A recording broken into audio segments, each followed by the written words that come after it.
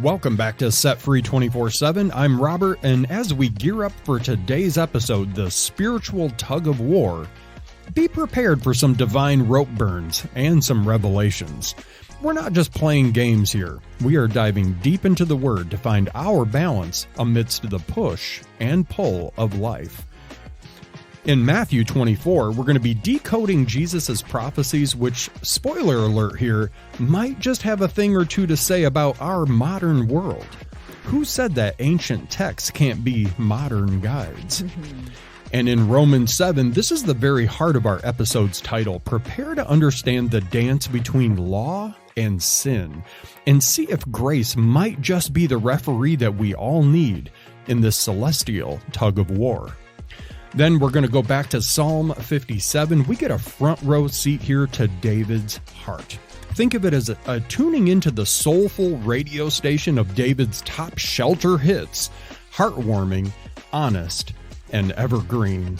And then lastly, Numbers 23 through 25 is going to bring us the tale of Balaam, a prophet who reminds us sometimes the universe has its own set of GPS directions for us, even if we try to reroute it. So brace yourselves for an enlightening adventure through these passages with a sprinkle of humor and a lot of soul searching. As we dive in, remember this: each scripture offers keys to unlock chains, which sets our spirits free. Now it's your turn to live in that freedom. So thanks for joining us today on this journey through the message. We'll see you on the other side.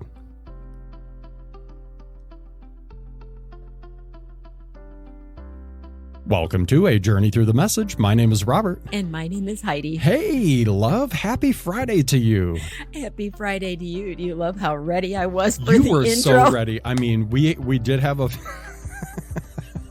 we had a few hiccups the last few times, so I love that you were waiting on every word I was saying. I was hooked from word to word, right to the pause, wait for it, and I was waiting and ready. So this past week has been a busy week for us, but not too busy to take our day of rest. Yes, we did that. We did. We did do that. Would you like to describe it and talk about it just briefly? So we had a good day of rest on Sunday, I believe. But yes, then we also took a very intentional day on Monday, which was Labor Day.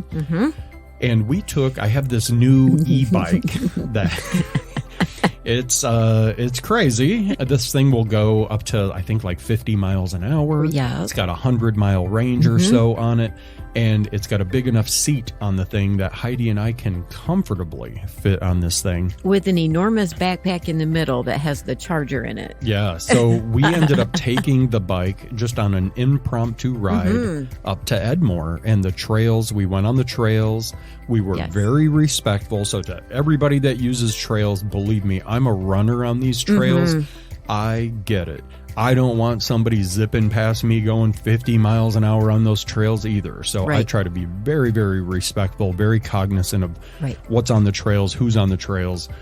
But we had such a good time just going. It was about 25, 30 miles an hour, and we were just coasting up on those trails. It's beautiful. It was gorgeous. We saw wildlife, the fields, just the pieces of certain cities that you normally don't see when you go through on a car. Yes.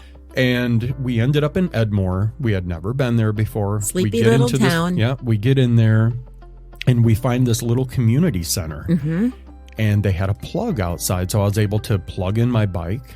And we went up to this gas station, and I think we bought, maybe $10 or $15 worth of snacks. We got just a couple, all of our little favorite things. Got some drinks and snacks and then we went back over to this community center, and while the bike was sitting there charging, we sat under this tree in its beautiful shade. Yes. We overlooked this pond, and we sat and had a little gas station picnic. We did. It was so good. We did. And just sat and watched a documentary on this thing that we like watching, and it was great. It was really good. And then after that was done, we packed up, threw our trash away, and made sure we left no trace. That's right. Leave it better than it was. And just got back on the bike and came home.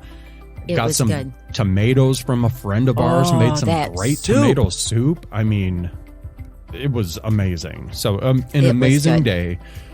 The best part about that day was we really didn't do anything that was work related for either of us. It was wonderful. There was no editing, there was no uploading, there was none of it. It was just a day of disconnecting, connecting with each other. Yes.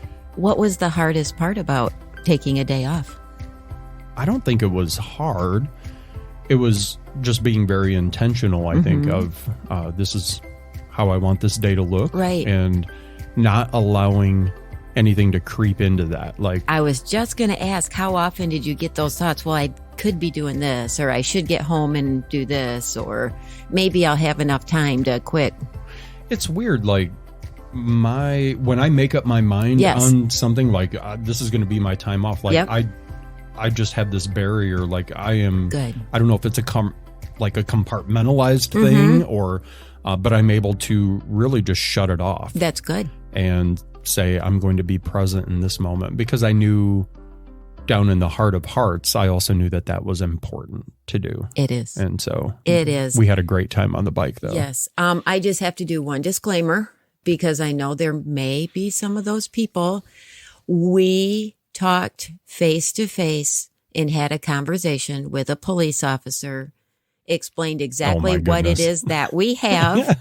There are pedals on it. It is no gas engine, no motor. He said we should have absolutely no problem being on that trail. Just be respectful. And he goes, there should be zero issue. So I just want everyone to know that we were committed to making sure we were doing the right thing.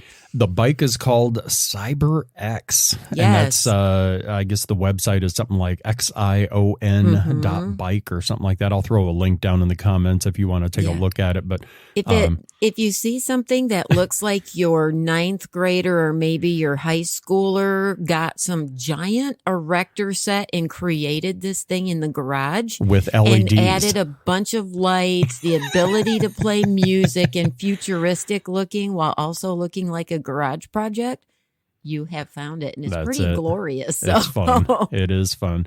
And then last night, we had the absolute distinct pleasure, privilege, opportunity, all of those things to be a part of the black tie and blue jeans event at Roanoke Ranch. So fun. Heidi and I have spoken there for the last couple of years. They really do a great job of serving at-risk youth here in Grand Rapids, Michigan. They sure do. Man, they have some really great horse programs. And it's so good to hear some of the stories that come out of there about kids that come in with that really tough shell because they can't trust anybody. These kids are broken and hurting. That one list that we saw where it was talking about, this was this girl's list of things and like reasons why she couldn't trust, right? And number 2 on the list was rape. And then a couple further down, it was molestation. And then there was something else. Miscarriage. Can I just clarify one thing? Yeah. That wasn't a list that was written of reasons she couldn't trust God. That was the list she created of things she needed to trust God about. Oh, okay. Just a little bit. The wording was unusual, but I clarified that. And that was a list that she made personally. I appreciate you clarifying that. I need to trust God with these things. Yeah. So everything from rape, molestation, abuse, abandonment, foster care, you name it. Can I share how old this young girl is? Sure. 14. And she's experienced all of this. Yeah. Now let that sink in. Just think about that and let it sink in. So this ranch does such a great job with different community centers and stuff like that that will come in, or different ministries that will come in with people that they're serving. And they do these amazing programs, and the horses just have a way. They do. It's unexplainable, but I have seen it over and over again where those horses just have a way of breaking down some of those barriers. And by the time that child is getting a little bit more comfortable, now all of a sudden you can't pull them away from that horse. Where before they're like, I'm not doing that, and that's stupid. Yeah, and, they're whatever. Big, they're stinky, they're whatever. But by the end of them being there in that program, just the transformation that happens, Remarkable. And it's a beautiful thing. The beautiful piece of property, stunning.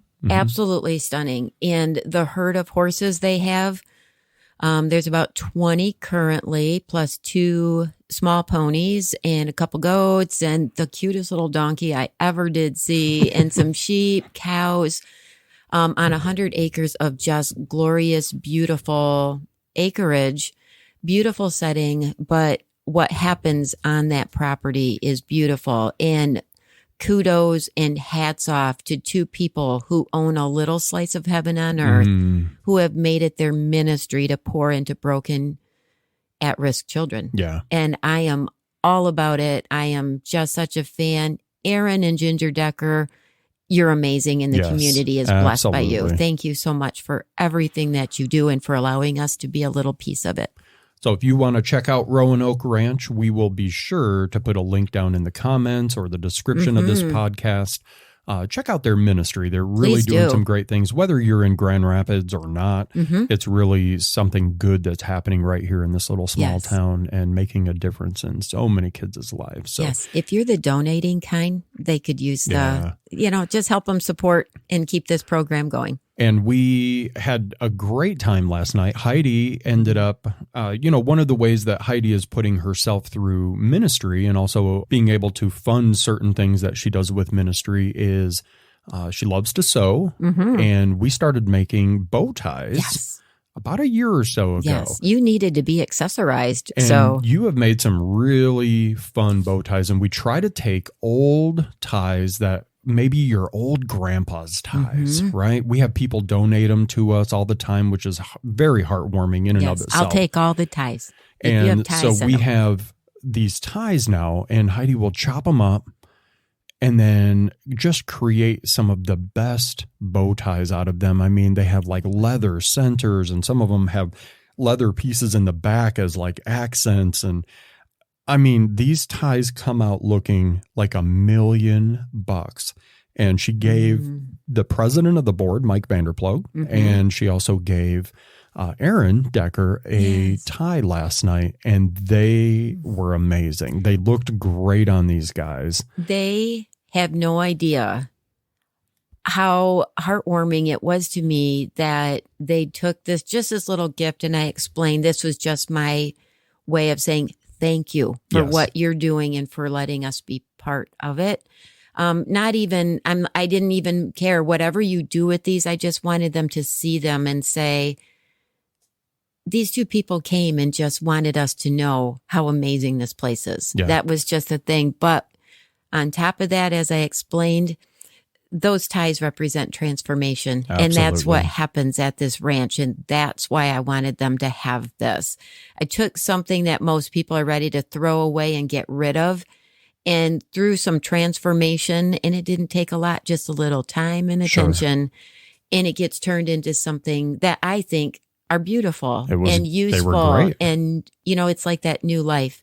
And that happens at that ranch, and that's what I'm going into in my life. So it really meant a lot to me that they both immediately put them on. They had other ties on. They did. They were dressed and ready. Yep, these are coming off. Yeah, and I got to put them on, both of them. They said, I would love it if you would help me with this. So Mike and Aaron, I don't know if you're ever going to listen to this, but it's just our way of saying thank you. Thank you. For honoring that little piece of transformation. Yeah. That's what your ranch does. And we hope that that's just a subtle reminder whenever you see that tie, that the work that you're doing there truly does matter. Yes. And we are happy to be a part of it. So I'm going to run into a prayer here real quick. Perfect. I know. I don't know why I use the word run, but... you're going to find out in a minute. Am I? Okay, well, I'm excited. So let's run into this prayer. Father God, you're the best. You are exceedingly greater than what our small little minds can ever comprehend. Thank you. And you have blessed us with so many things. I could spend an entire podcast just starting to list off blessings. Thank you. We are grateful for everything that you have done in our lives, for the transformations that you have done in our lives, and that you're still continuing to do. We wake up every morning grateful for another day, and we're also excited to see how you are going to transform us. We haven't arrived yet. We don't even think we're close. But you're there on that journey with us. Every step of the way, making us just a little bit more like your son who came to die for us. Mm-hmm. So bless us today in this reading. Bless our listeners today. I know there's probably somebody out there that is wondering, when am I going to get my transformation? When am I going to see something change in my life? And I just want you to give them that peace and that encouragement and that little bit of hope today that says, just hang on and I've got you. So, Father God, thank you for the ability to do this podcast and just this opportunity. We appreciate it. And please bless our listeners today. I ask this all in your holy name. I pray. Amen. Amen. Thank you. You are welcome. It's almost like you read this chapter I'm going to read now. And I did not, I promise. So, yes, I can't wait. Yeah, so Heidi's going to be starting out today. We are in Matthew chapter 24. She's going to be reading verses 15 through 35. All right, here we go. And this is titled, The Monster of Desecration. But be ready to run for it when you see the monster of desecration set up in the temple sanctuary. The prophet Daniel described this. If you've read Daniel, you'll know what I'm talking about. If you're living in Judea at the time, run for the hills. If you're working in the yard, don't return to the house to get anything. If you're out in the field, don't go back and get your coat. Pregnant and nursing mothers will have it especially hard. Hope and pray that this won't happen during the winter or on a Sabbath. This is going to be trouble on a scale beyond what the world has ever seen or will see again. If these days of trouble were left to run their course, nobody would make it. But on account of God's chosen people, the trouble will be cut short. If anyone tries to flag you down, calling out, "Here's the Messiah," or points out, "There he is," don't fall for it. Fake messiahs and lying preachers are going to pop up everywhere. Mm-hmm. Their impressive credentials and bewitching performances will pull the wool over the eyes of even those who ought to know better. But I've given you fair warning. So if they say, "Run to the country and see him arrive," or "Quick, get downtown, see him come," don't give them the time of day. The arrival of the Son of Man isn't something you go to see. He comes like swift lightning to you. Whenever you see crowds gathering, think of carrion vultures circling, moving in, hovering over a rotting carcass. You can be quite sure that it's not the living Son of Man pulling in these crowds. Following those hard times, sun will fade out, moon cloud over, stars fall out of the sky, and the cosmic powers tremble. Then the arrival of the Son of Man. It will fill the skies. No one will miss it. Unready people all over the world, outsiders to the splendor and power, will raise a huge lament as they watch the Son of Man blazing out of heaven. At that same moment, he'll dispatch his angels with a trumpet blast summons, pulling in God's chosen from the four winds, from pole to pole. Take a lesson from the fig tree. From the moment you notice its buds form, the merest hint of green, you know summer's just around the corner. So it is with you. When you see all these things, you'll know he's at the door. Don't take this lightly. I'm not just saying this for some future generation, but for all of you. This age continues until all these things take place. Sky and earth will wear out. My words, they won't wear out. Some heavy stuff. It really is. I've been fighting tears reading this. Imagining what it's going to be like for the ones lamenting. Yeah. It's too late. I thought of that too. Just these people that may have heard, but flippantly said, that Jesus stuff ain't for me. That Christian stuff ain't for me. And now all of a sudden to have it right there, proof is in the pudding. Right. Right in front of you. Nobody will miss it. Everybody will see it. Right. And for, that feeling of, oh my goodness, I made the wrong decision. How do you, you and I have both made at least one wrong decision in our life. I might have, a little bit messed around the corner of bad decisions, but I've never jumped into them. Think back to that one wrong decision that you made, and how did you feel when you realized, son of a gun, I made the wrong decision, that feeling. Now multiply that. Yes. By infinity. Yeah. Because of how important the decision is to follow Jesus. Yeah.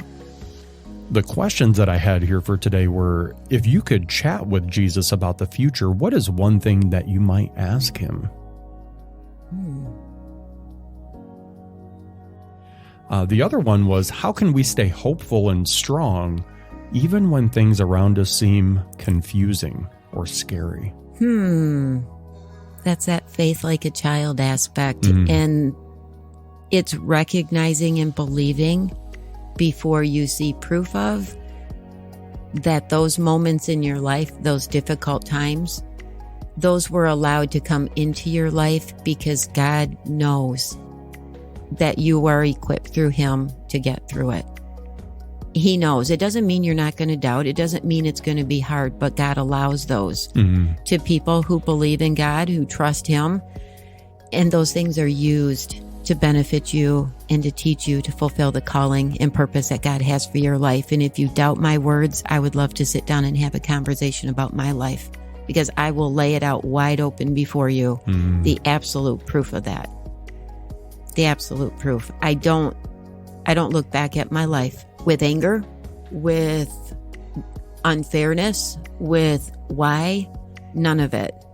I am finding now that in my present, I am thanking God for being with me every step of the way, even through the hardest of times, and equipping me to be a minister because he's called me to that. And my journey required some education. And God allowed it. He didn't put me in it. He didn't bring me to the bad. He didn't want the suffering, but he allowed it to happen because God knows me. And he knew. I didn't know, but God knew. So that's just my encouragement to you. Yeah. One foot in front of the other. Don't look at it in big chunks. Be present in the moment. Yep. And then look at that moment on the timeline of eternity. It's so tiny. Yeah. You've got this. You're on the winning team already. You did. It doesn't mean it won't be hard, but it means you're going to get through it. Yeah. And now, friends, we're going to be bouncing up to Romans. I'll be reading out of chapter 7, verses 1 through 12, if you want to follow along in your favorite translation. We read out of the Message version because it's just a little more conversational. Some people haven't heard these verses before in this version. And this is just a paraphrase of the Bible written by Eugene Peterson, the late Eugene Peterson, unfortunately. So it would be nice if he was here and we could send him messages or that sort of thing. But I'm sure he's somewhere up in the lofties. I'm sure I would ask Jesus if he could just tell Eugene that his writing has blessed me, and thank you for being faithful. Yeah. He's done a beautiful thing. I was introduced to the Message version when I was in prison. I had read through the Bible a couple times, and I was looking for a fresh set of eyes on the Bible.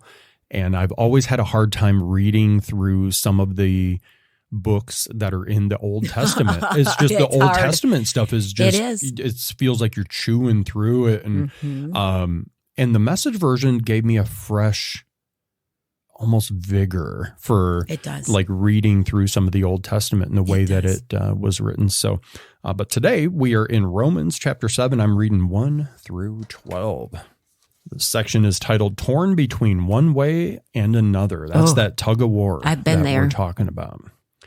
So you shouldn't have any trouble understanding this, friends, for you all know the ins and outs of the law, how it works, and how its power touches only the living.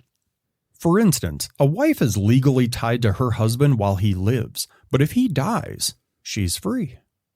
If she lives with another man while her husband is living, she is obviously an adulteress, but if he dies, she is quite free to marry another man in good conscience, with no one's disapproval. So, my friends, this is something like what has taken place with you. When Christ died, he took that entire rule-dominated way of life down with him and left it in the tomb, leaving you free to marry a resurrection life and bear offspring of faith for God. For as long as we lived that old way of life doing whatever we felt we could get away with, sin was calling most of the shots as the old law code hemmed us in. And this made us all the more rebellious. In the end, all we had to show for it was miscarriages and stillbirths. But now that we're no longer shackled to that domineering mate of sin, and out from under all of those oppressive regulations and fine print, we are free to live a new life in the freedom of God. But I can hear you say, if the law code was as bad as all that, it's no better than sin itself. That's certainly not true. The law code had a perfectly legitimate function. Without its clear guidelines for right and wrong, moral behavior would be mostly guesswork. Apart from the succinct surgical command, "You shall not covet," I would have dressed covetousness up to look like a virtue and then ruined my life with it. Don't you remember how it was? I do, perfectly well. The law code started out as an excellent piece of work. What happened, though, was that sin found a way to pervert the command into a temptation, making a piece of forbidden fruit out of it. The law code, instead of being used to guide me, was now used to seduce me. Without all the paraphernalia of the law code, sin looked pretty dull and lifeless, and I went along without paying much attention to it. But once sin got its hands on the law code and decked itself out in all that finery, I was fooled and fell for it. The very command that was supposed to guide me into life was cleverly used to trip me up, throwing me headlong. So sin was plenty alive, and I was stone dead. But the law code itself is God's good and common sense, each command sane and holy counsel. And that, my friends, is where we end. That was beautiful. I caught myself suddenly thinking, I cannot imagine these Jews suddenly waking up one day saying, we don't have to bring a sacrifice. We're not going to the temple every day. We don't have to do these ritualistic what? Yeah. All of a sudden it struck me the impact that made on their day-to-day lives. All of the, hundreds of laws. I mean, all of the little nitpicky things, right? Yes. All of a sudden Jesus comes and says, They're I took care of all that. It's fulfilled. You're going to live like this. Now go tell people. But now deep down, because you've grown up with something, let's say you've grown up living a certain way or seeing certain things all the time, and now you go and there's something completely outside of that, and you're like, this is completely foreign to me. You almost want to revert back to what is normal and comfortable in your mind. I know. I'm awed by the first Christians. The decision to believe and to put their faith in that belief the way they did is astonishing to me. Now think of that in terms of addiction. People that live these lives, let's say you're addicted to, let's just throw out cocaine. Okay. So you're addicted to cocaine and you're doing all these behaviors associated with that. And let's say you've been addicted for 10, 15 years, 20 years. It's your life. That's your life. All of the crazy hustle bustle, all of the going in and out of jail, maybe in and out of some rehabs, maybe losing some jobs, family members, all of this stuff, the craziness of all the drug people being in your life.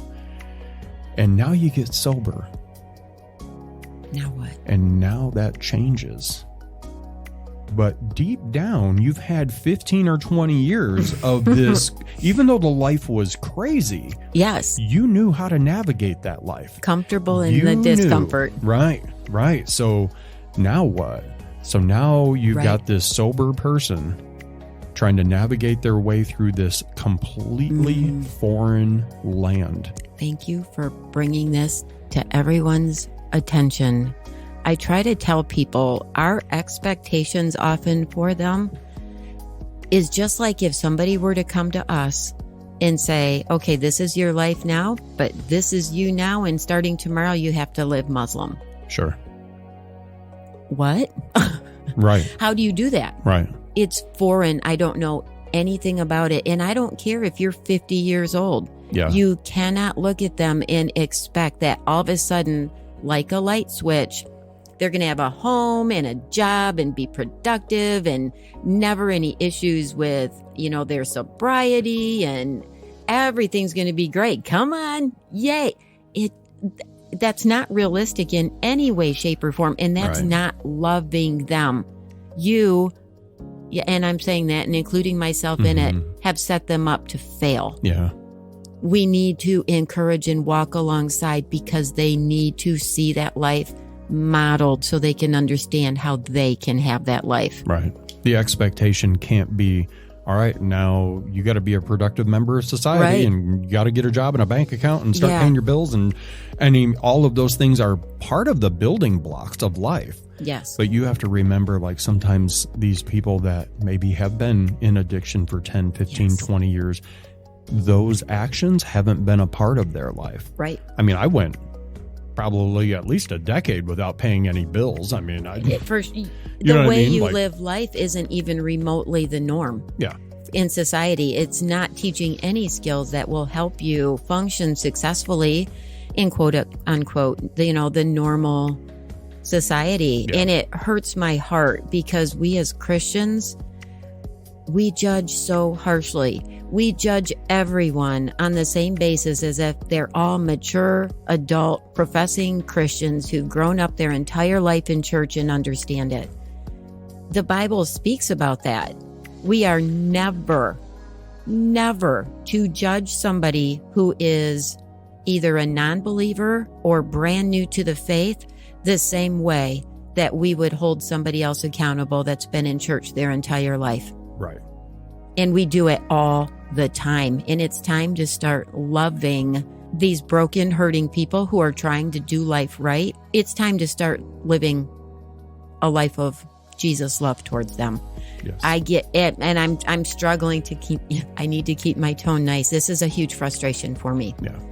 And I struggle with what I see coming out of churches and from people that I love dearly. And I know they love God, and I know that church means a great deal to them, but they're not doing it right. And Jesus, really, it's not complicated.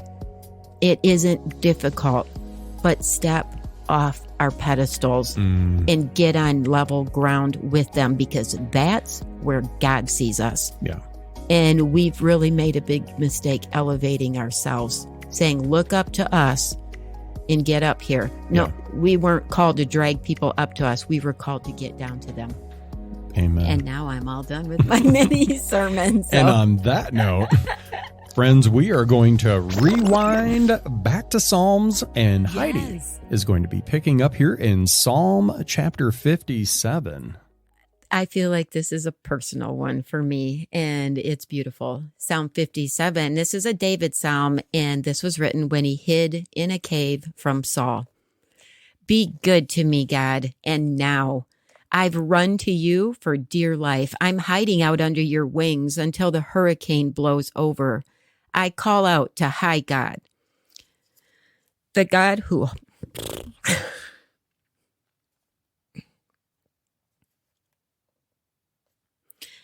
I call out to high God, the God who holds me together.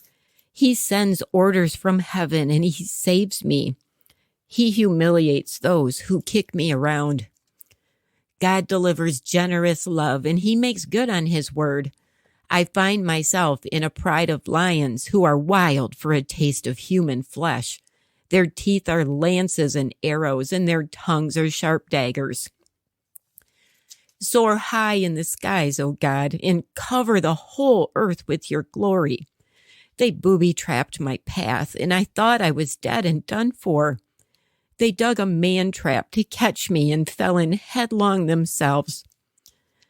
I'm ready, God. I'm so ready. I'm ready from head to toe. I'm ready to sing. I'm ready to raise a tune. Wake up, soul. Wake up, harp. Wake up, lute. Wake up, you sleepyhead sun. I'm thanking you, God, out loud in the streets, singing your praises in town and country. The deeper your love, the higher it goes. Every cloud is a flag to your faithfulness. Soar high in the skies, O God, and cover the whole earth with your glory. Amen. Oof. What a beautiful psalm. The questions that I had on that psalm were, if you could write a song about your feelings today, what would the chorus of that song be? And then the other one is, how can I trust in God to be like a safe and cozy shelter on a rainy day? You know, on those rainy days. What a beautiful word picture that is. Yeah.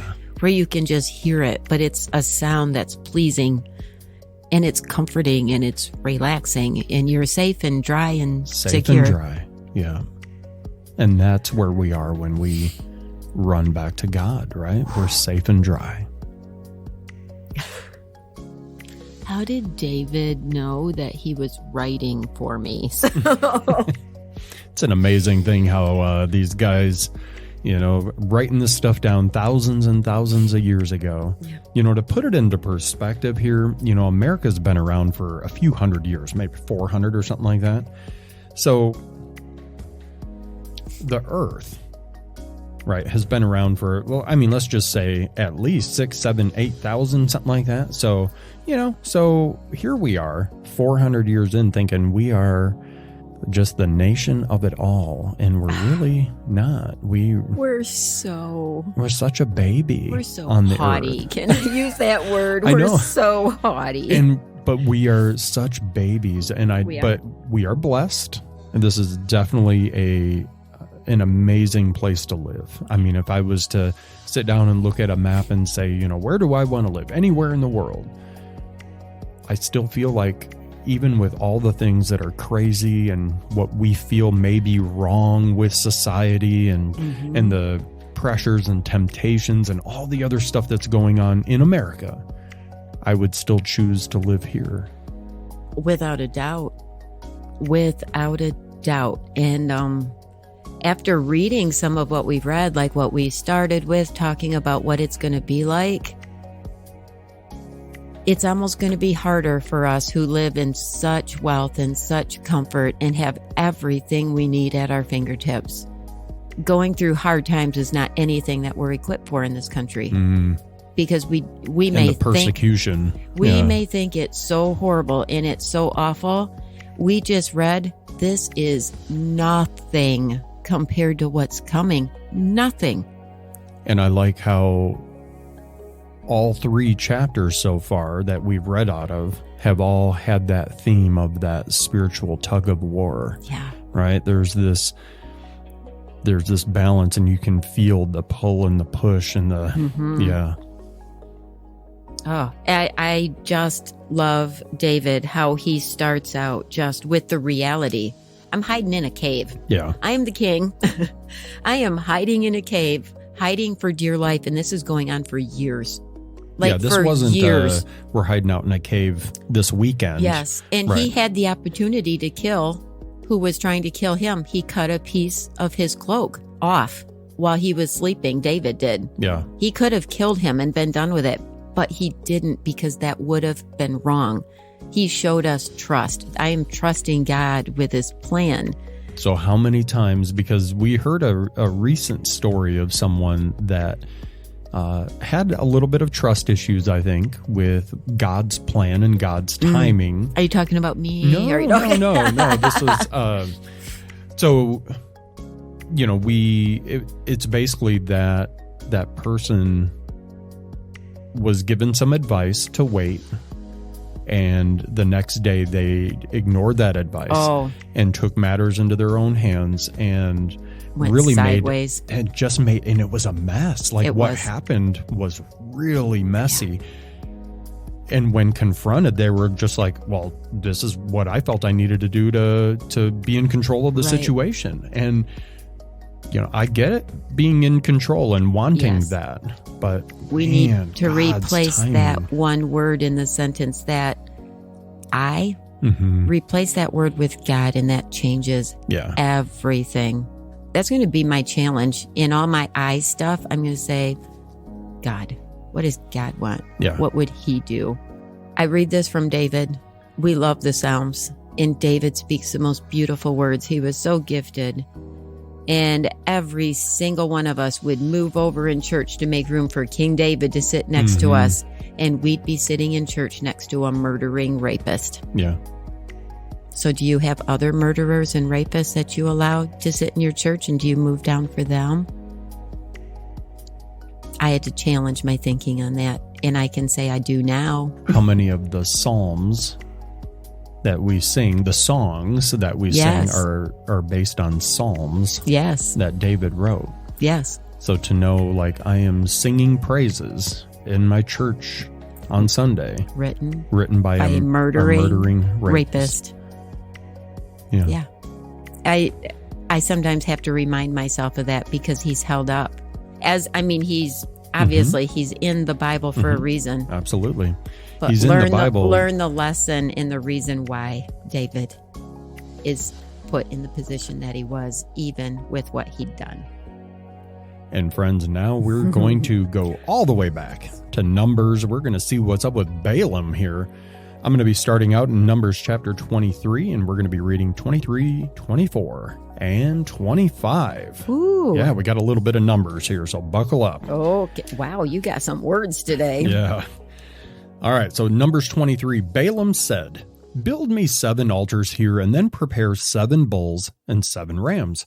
Balak did it. Then Balaam and Balak sacrificed a bull and a ram on each of the altars. Balaam instructed Balak, "Stand watch here beside your whole burnt offering while I go off by myself. Maybe God will come and meet with me. Whatever he shows or tells me, I'll report to you." And then he went off by himself. God did meet with Balaam. Balaam said, "I've set up 7 altars and offered a bull and a ram on each altar." Then God gave Balaam a message. "Return to Balak and give him this message." He went back and found him stationed beside his whole burnt offering, and with him all of the nobles of Moab. Then Balaam spoke his message oracle. "Balak led me here from Aram, the king of Moab, all the way from the eastern mountains. Go curse Jacob for me. Go damn Israel. How can I curse whom God has not cursed? How can I damn who God has not damned? From rock pinnacles I see them, from hilltops I survey them. Look, a people camping off by themselves, thinking themselves outsiders among nations. But who could ever count the dust of Jacob or take a census of cloud of dust Israel? I want to die like these right living people. I want an end just like theirs." Balak said to Balaam, "What's this? I brought you here to curse my enemies, and all you've done is bless them." Balaam answered, "Don't I have to be careful to say what God gives me to say?" Balak said to him, "Go with me another place from which you can only see the outskirts of their camp. You won't be able to see the whole camp. From there, curse them for my sake." So he took him to Watchman's Meadow at the top of the Pisgah. He built 7 altars there and offered a bull and a ram on each altar. Balaam said to Balak, "Take up your station here beside your whole burnt offering while I meet with him over there." God met with Balaam and gave him a message. He said, "Return to Balak and give him the message." Balaam returned and found him stationed beside his whole burnt offering and the nobles of Moab with him. Balak said to him, "What did God say?" Then Balaam spoke his message oracle. "On your feet, Balak, listen. Listen carefully, son of Zippor. God is not man, one given to lies, and not a son of man changing his mind. Does he speak and not do what he says? Does he promise and not come through? I was brought here to bless, and now he's blessed. How can I change that? He has no bone to pick with Jacob. He sees nothing wrong with Israel. God is with them, and they are with him, shouting praises to their king. God brought them out of Egypt, rampaging like a wild ox. No magic spells can bind Jacob. No incantations can hold back Israel. People will look at Jacob and Israel and say, what a great thing God has done.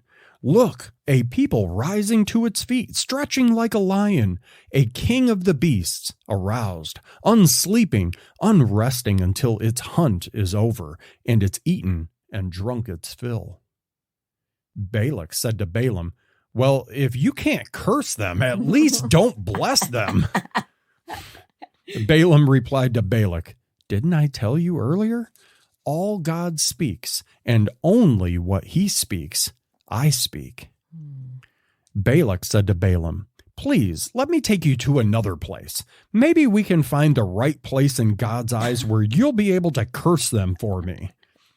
So Balak took Balaam over to the top of Peor with a vista over the Jeshimon, which is also known as wasteland. Balaam said to Balak, build 7 altars here for me and prepare 7 bulls and 7 rams for sacrifice. Balak did it and presented an offering of a bull and a ram on each of the altars. And that's the end of chapter 23 there. I find it interesting just how he's not getting it. He's just not getting it. Like, God is not going to allow a curse. I know. On that. Sorry. He's like, I brought you here and paid you money, and you are supposed to be telling them that they're cursed, and you keep blessing them, and I keep building altars and keep giving you offerings. I was just thinking that, like, man, I don't know what was all involved in an altar, but it seems like a lot of preparation. Like, I got to build this altar, and then they're slaughtering these animals to go on these altars, and God's like, yeah, I don't even see that or smell any of that, or, it's just, I'm good. So, you're not cursing my people. You're not cursing my people. And there's that spiritual tug of war, right? But did he accept that offering? Because Balaam listened to God. He went to God. He offered to God. He sacrificed to God and asked God for what it was that he was to say. And God gave that. So what is that sacrifice a good one, or is it... Yeah. I believe God used it for good. Absolutely. I think he can use even the worst things, and even people that are maybe not even Christians. He can use those people to send messages to you. Without a doubt. When you need them. So, yes. Yeah. Happens in my life. Yeah. Here we are, chapter 24. So thanks for joining in. By now, Balaam realized that God wanted to bless Israel. Wow, he finally got it through his head there, huh? So he didn't work in any sorcery as he had done earlier. He turned and looked out over the wilderness. As Balaam looked, he saw Israel camped tribe by tribe. The Spirit of God came on him, and he spoke his oracle message. Decree of Balaam son of Beor, yes, decree of a man with 20/20 vision. Decree of a man who hears God speak, who sees what the strong God shows him, who falls on his face in worship, who sees what's really going on. What beautiful tents, Jacob. Oh, your homes, Israel, like valleys stretching out in the distance, like gardens planted by rivers, like sweet herbs planted by the gardener God, like red cedars by pools and springs. Their buckets will brim with water, and their seed will spread life everywhere. Their king will tower over Agag in his ilk, their kingdom surprisingly majestic. God brought them out of Egypt rampaging like a wild ox, gulping enemies like morsels of meat, crushing their bones, snapping their arrows. Israel crouches like a lion and naps, king of the beasts. Who dares disturb him? Whoever blesses you is blessed, and whoever curses you is cursed. Balak lost his temper with Balaam. I bet he did. He shook his fist. He said to Balaam, I got you in here to curse my enemies, and what have you done? You've blessed them 3 times. Get out of here. Go home. I told you I would pay you well, but you're getting nothing from me, and you can blame God. Balaam said to Balak, didn't I tell you up front when you sent your emissaries, even if Balak gives me his palace stuffed with silver and gold, I couldn't do anything on my own, whether good or bad, that went against God's command.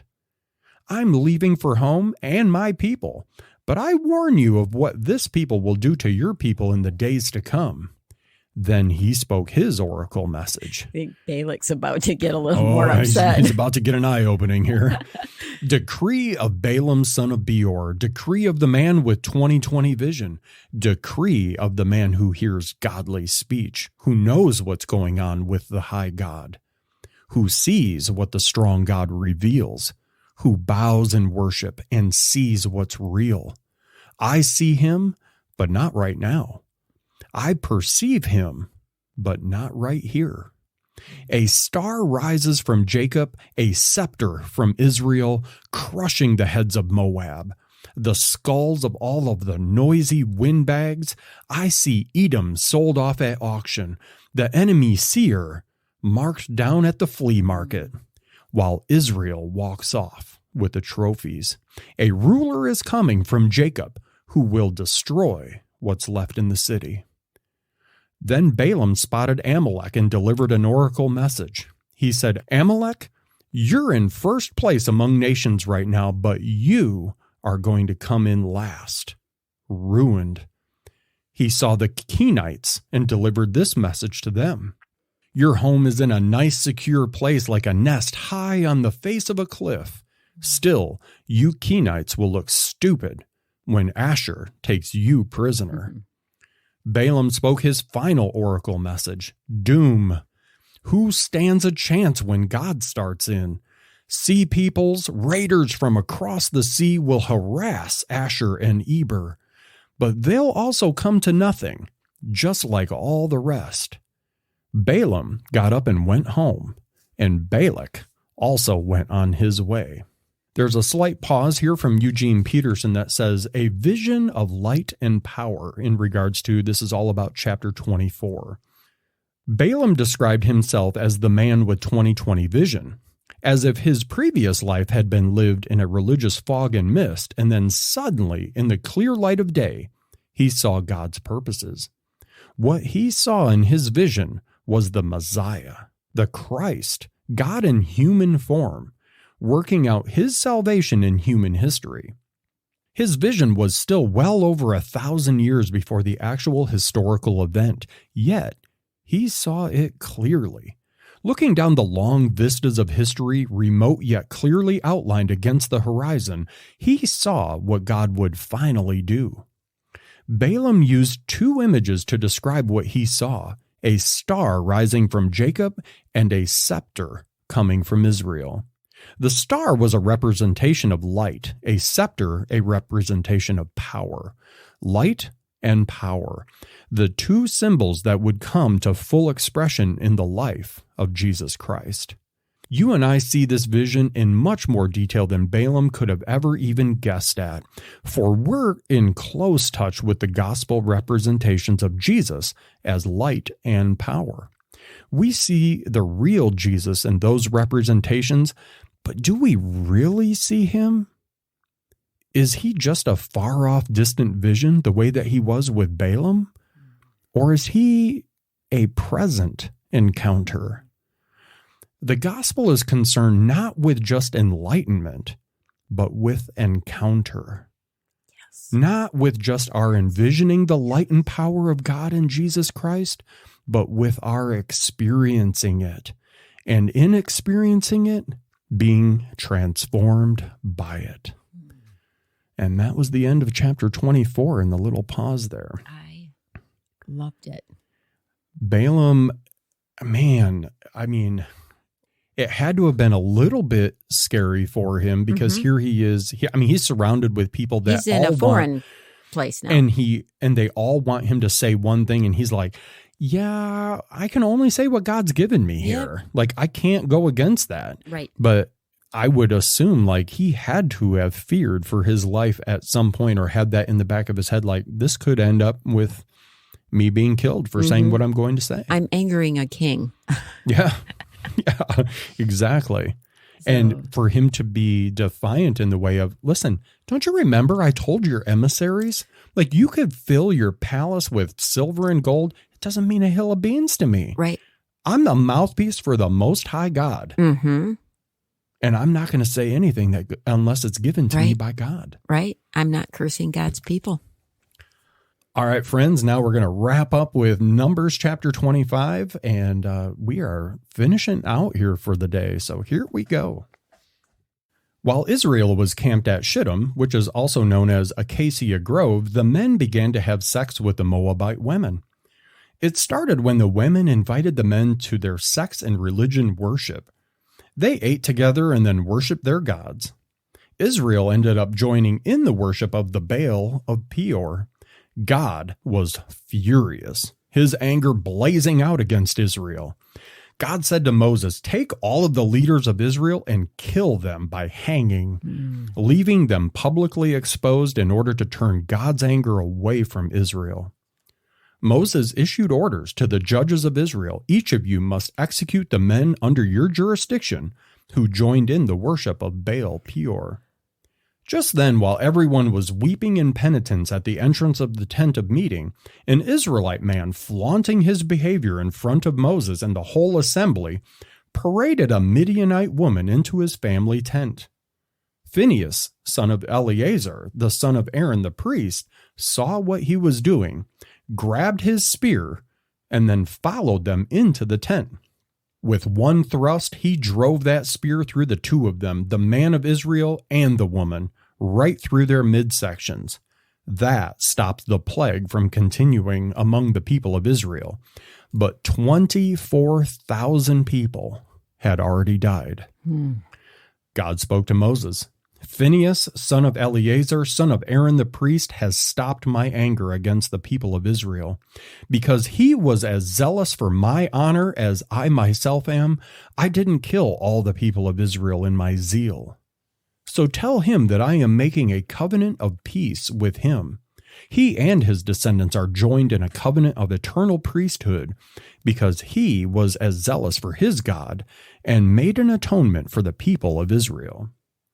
The name of the man of Israel who was killed with the Midianite woman was Zimri, son of Salu, the head of the Simeonite family.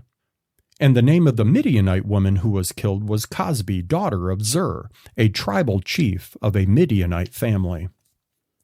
God spoke to Moses, from here on, make the Midianites your enemies. Fight them tooth and nail. They turned out to be your enemies when they seduced you in the business of Peor, and that woman, Cosbi, the daughter of the Midianite leader, the woman who was killed at the time of the plague in that matter of Peor. And friends, that is the end of our reading today. I can't even imagine being that bold. Yeah, just blatant with your, but then, while I'm saying that, I feel like God saying to me, you're blatant in your sin.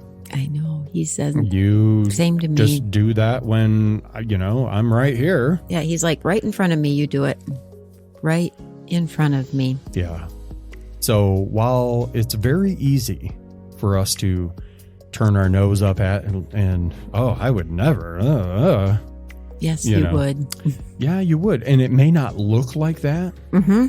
Your sin may be more socially acceptable than having some religion orgy. Isn't that, there's such a sadness in that. It's more socially acceptable. Yeah. But it's just as sin. Unacceptable before God. you're not living for social acceptability. No. That's a hard one. It's hard because we're human. We don't want to be the weirdo standing out of the crowd or the wet blanket or the, always ruining a fun time. And I used to kind of see Christians were those wet blanket party ruiners. And I'm finding out that when you truly meet God and you truly walk in a relationship and have that desire to do so, there is a joy in it that, like, I almost feel giddy some days with the recognition of what I've been given. For sure. And it's freedom. And that was the biggest surprise to me when I came back home to God. The utter and complete freedom I felt, because I really resisted the idea of being locked down again under church rules.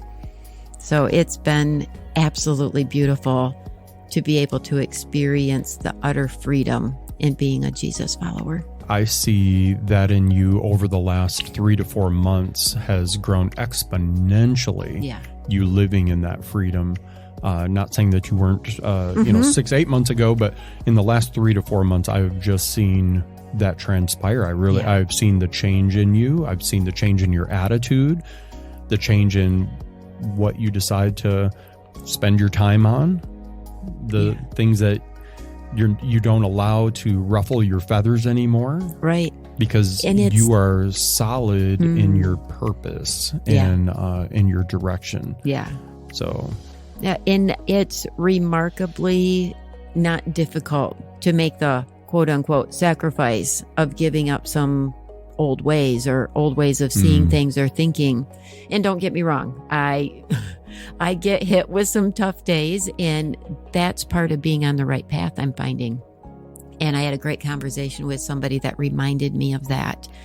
The devil is not going to waste his time with somebody who isn't walking the Jesus path. Right.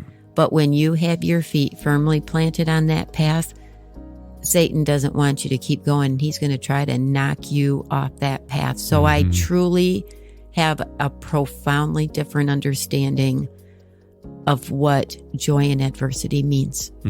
Because I see it as my God, my Father in heaven is saying, throw it at her. Throw it at my Heidi, because I know she's going to keep going.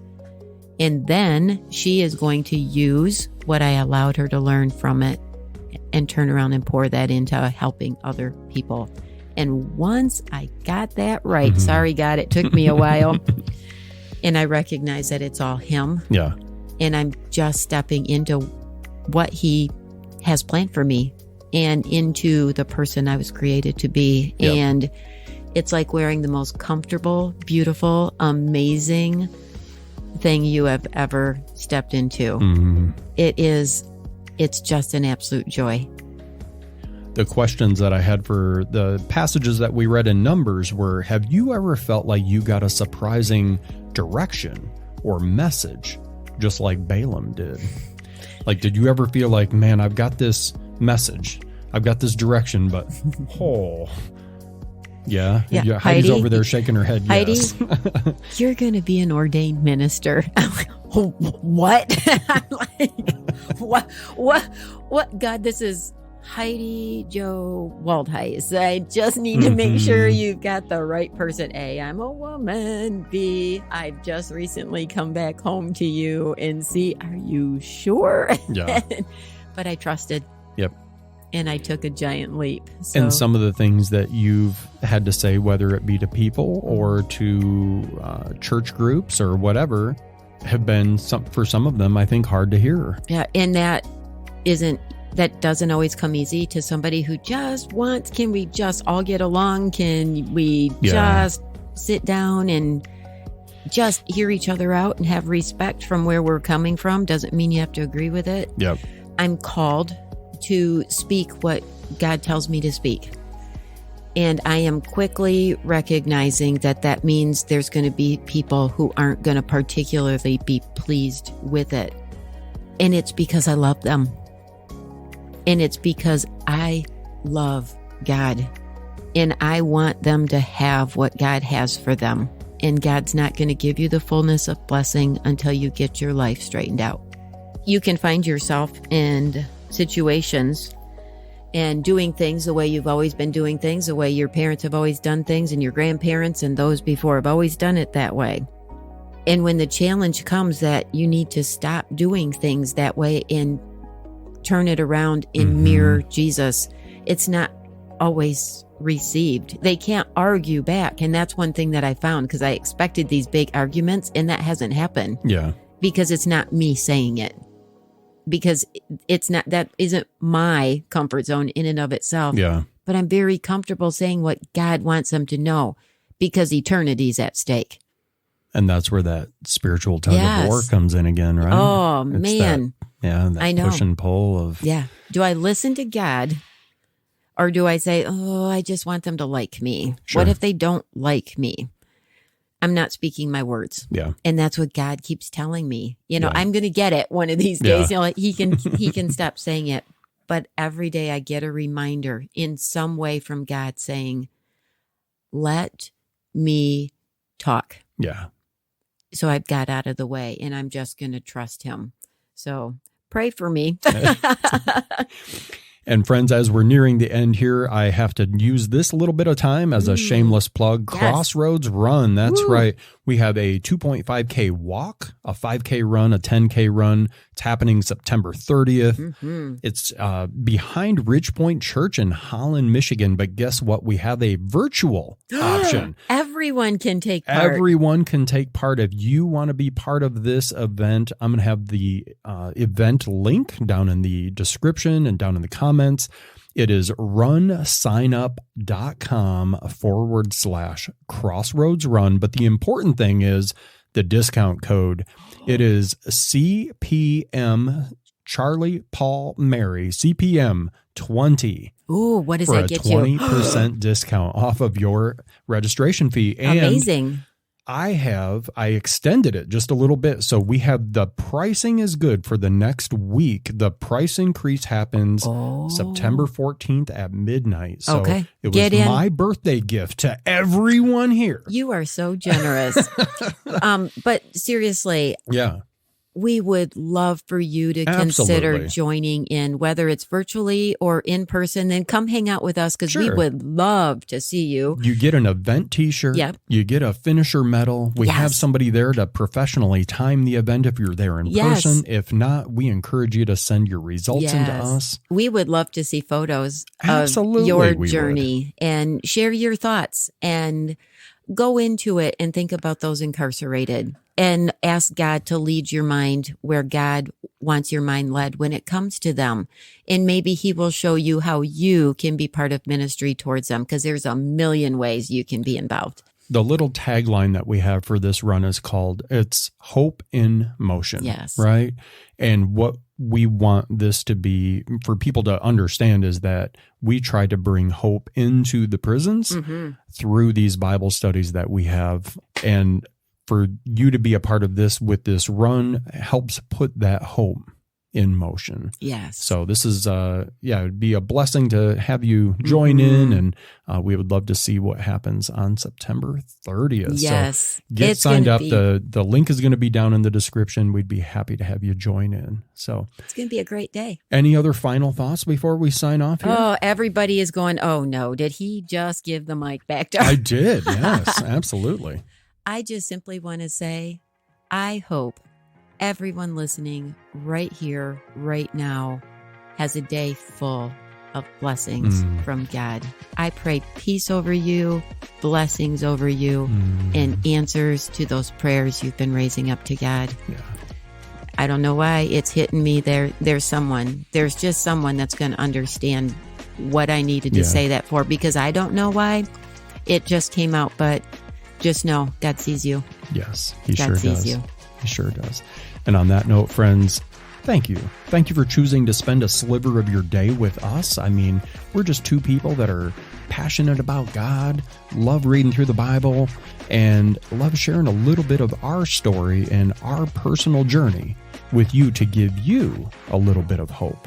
Because at the end of the day, that's the currency that really fills up the account in your life that matters, is that hope, the joy, the hope, grace, all of it is what makes up that life that is full in the freedom that is found in Jesus. So thanks so much, friends, for joining us on this journey through the message. It has been a little bit of a spiritual tug of war today. It has. I really enjoyed seeing how that theme was played out in all of our chapters. So thanks again. Enjoy the rest of your day. Be blessed and be a blessing to someone else. Yes. So have a great day. Bye.